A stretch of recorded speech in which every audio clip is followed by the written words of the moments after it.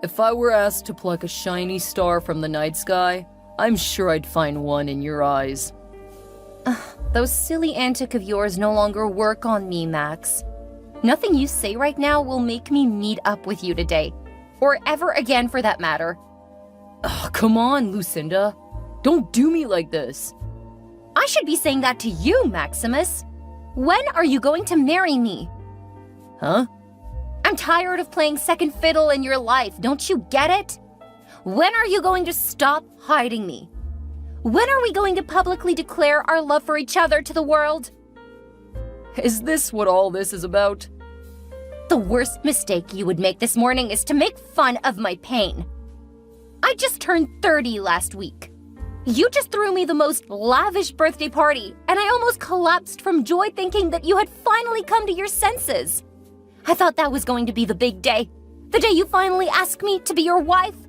But no, you dashed my hopes into the mud without as much as an apology. And now you want us to meet up? What for? I thought we were on the same page about this, Lucinda. How can we be on the same page if I don't even know the book you're reading? So what can I do to appease you? What sort of stupid question is that? Marry me, Max! Marry me! It has been 4 whole years! 4 years! And you have still not done what grown men do. But you know I cannot get married to you right now. Why? Because I'm good enough to bed but not good enough to marry? Is that what you're saying? No! Then make it make sense, because I'm still trying to wrap my head around why you would still want to keep your barren wife around when you have a perfectly healthy woman in your life. Have I not been good to you? You have! You've been too good to me. Wonderful, even. Things are just not as simple as they appear. Then explain it to me. You know Ruby is the one keeping me afloat. I'm a writer, struggling to hit my big break, and my wife, on the other hand, is the daunting head of a thriving conglomerate. I practically feel like a grasshopper in her sight. I feel belittled all the time. Then marry me. I'll make you feel like a king, Max. I'll be your queen. I know. But I cannot do that without money. I don't have any right now. Just ask! Okay. Lucinda Brown Owens, will you make me the happiest man alive and be my wife? Is that okay? No! Don't do it like that! You have to buy me a ring, take me out on an expensive date with all my friends and family and classmates and favorite celebrities in attendance. Go down on one knee and ask me to marry you before the whole world. I need something to post on my Insta story for all my enemies to see and go green with jealousy. Can you see? Your expensive taste and insatiable desire for good things is the reason why I'm still with Ruby. We need her money. See, I don't care what silly excuses you have for stalling, but I'm not getting any younger. I swear I'll tell your wife about our affair if you don't step up this instant. It doesn't have to get to that, Lucinda. I promise I'll marry you. When? As soon as my plan works out. What plan? My plan to get Ruby out of the way. Tell me about it. The first step was to get my mother, who she hates by the way, to come over to the house and mount pressure on her. Her job was simple, to prance around with my pregnant sister and make Ruby feel like a dead weight for her inability to have children. Okay, so how did that work out? Perfectly. I managed to push her into agreeing to a surrogacy. I don't understand this. Are you trying to get her to leave, or are you cementing her hold on your life? No. This is where you come in. Huh? How? You're going to be the surrogate. Huh? Guess what, darling? What is it, Ruby? Are you fine? I'm not just fine, Max. I'm totally on cloud 9 right now. What happened? Did you land another major deal? No, guess again. You know I'm terrible at guessing. Just tell me why you're so excited. I found us a surrogate. Oh, really?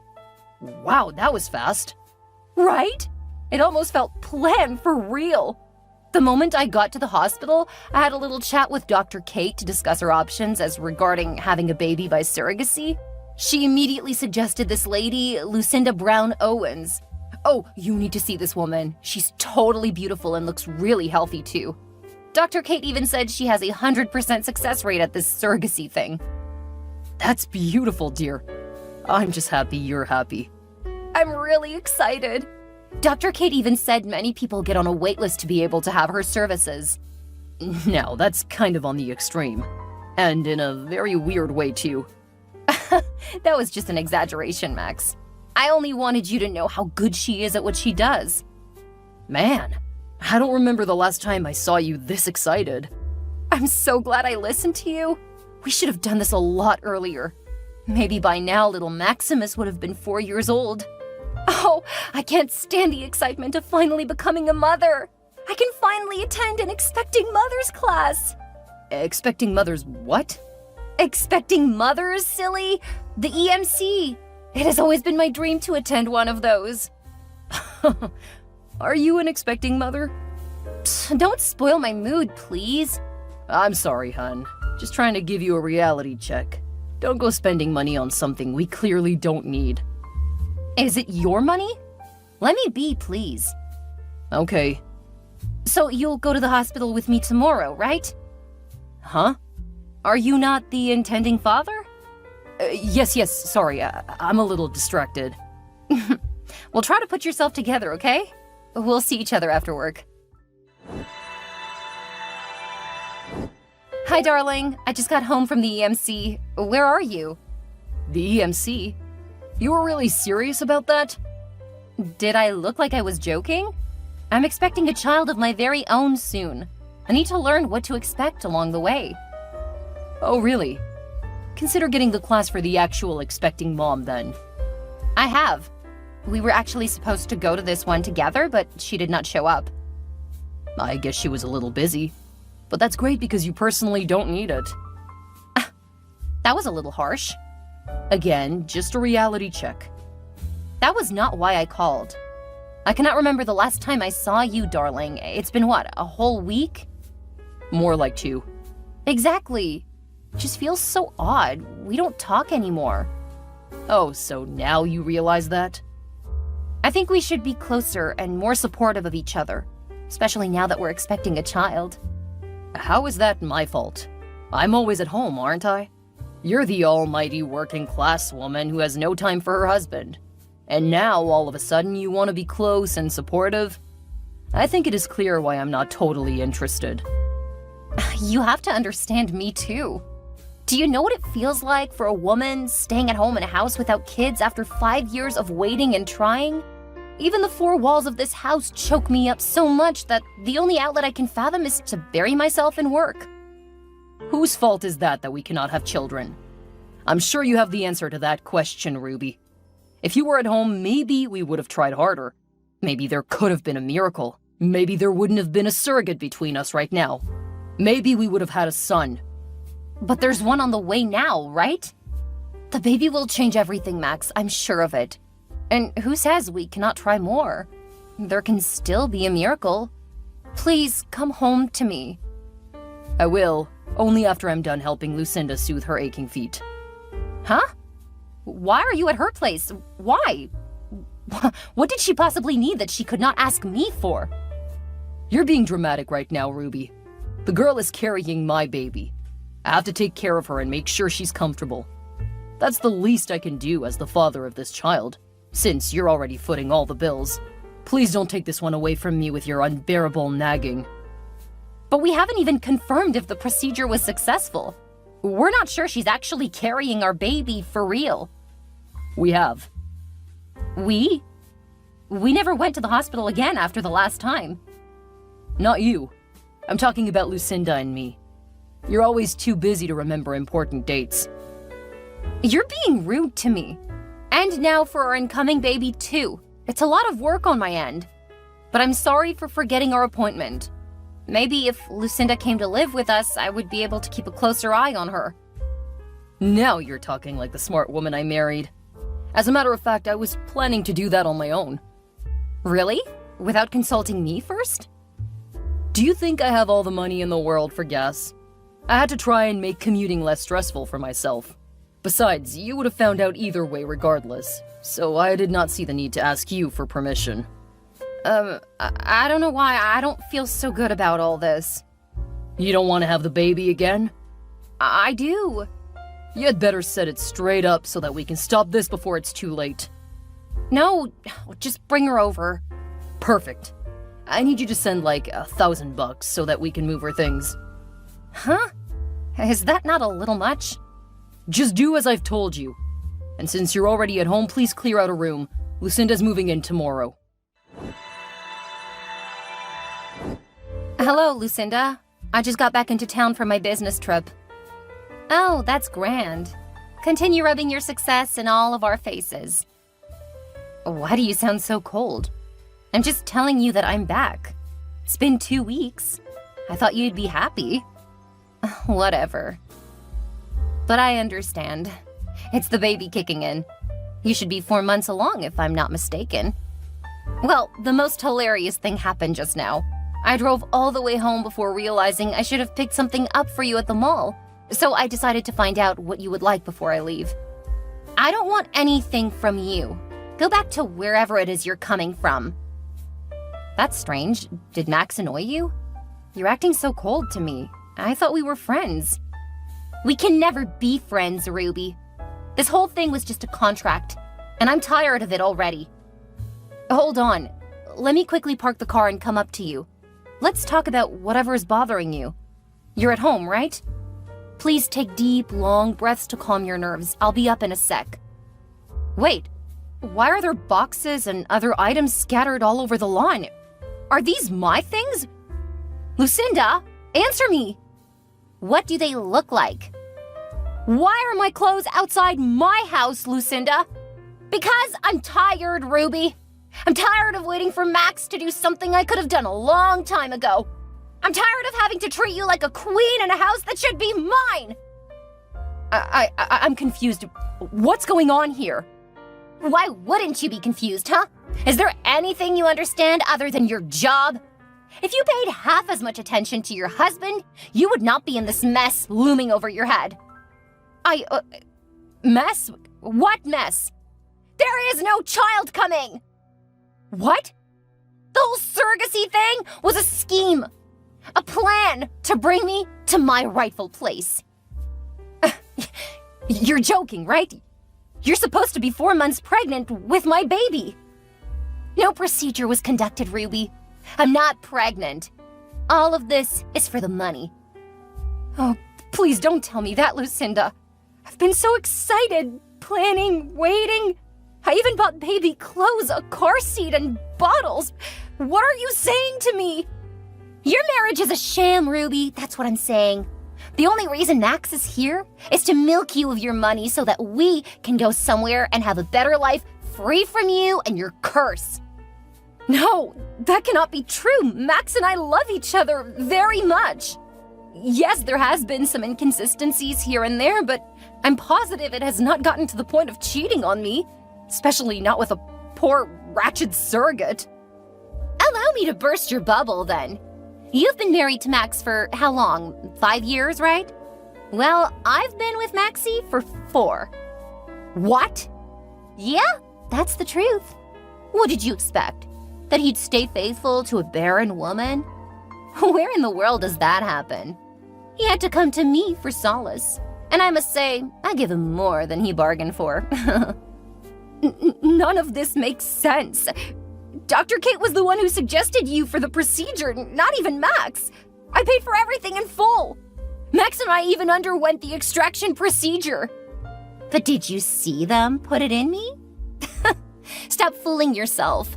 I thought you were smart or something. Why do I still not understand? Dr. Kate was in on this plan from the get-go. She helped us collect all of that money in exchange for a commission. I can't even start to explain the extents we have gone in order to get you to this point. All you need to know is that you're unfit to be a woman, not to talk of being a mother. No! This cannot be happening to me! I'm Maxie's new woman. Your time in this house is over. You have to leave. What am I hearing, Max? Oh, she told you? I was actually about to send in the divorce papers, but my Lucy darling told me you were back in town already. That makes it better, 'cause I'll finally be able to prove my love for Lucinda by confronting you face to face. So she was right? You've been cheating on me for as long as we've been married? You were only in this for the money. How much more can I hear in one day? I don't understand. Did you expect me to stay with a barren woman? How am I supposed to have an heir to carry on my name? Of course I had to switch to Lucinda. At least she'll give me healthy babies. But I wanted to give you a chance at that. We even had something great going with the surrogacy. We were gonna have a girl. Or so I thought. Until I had to find out midway that even that was a lie as well. Do you hate me that much? A lie or not, surrogacy is still artificial. And what do you expect me to do with a female child?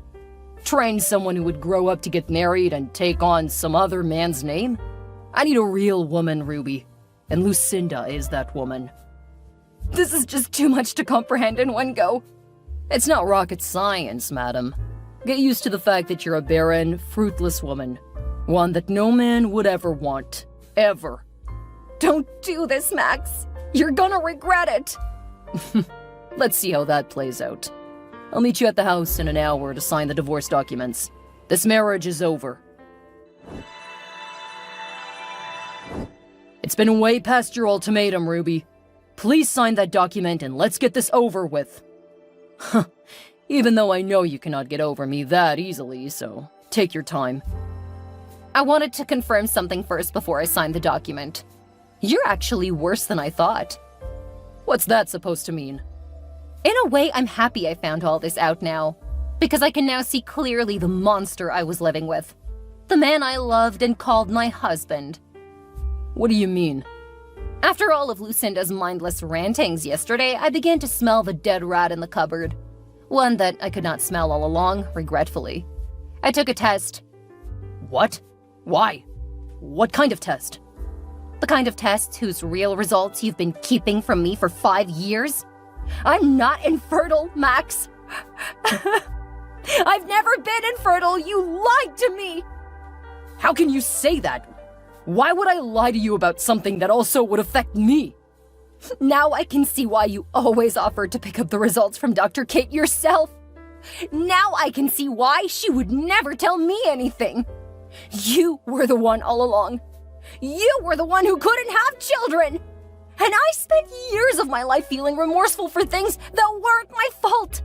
For 5 whole years, you used me as a landing pad for your self-loathing frustrations. That's a lie. You're lying to make yourself feel better. What do you think? That I'll just leave it lying low?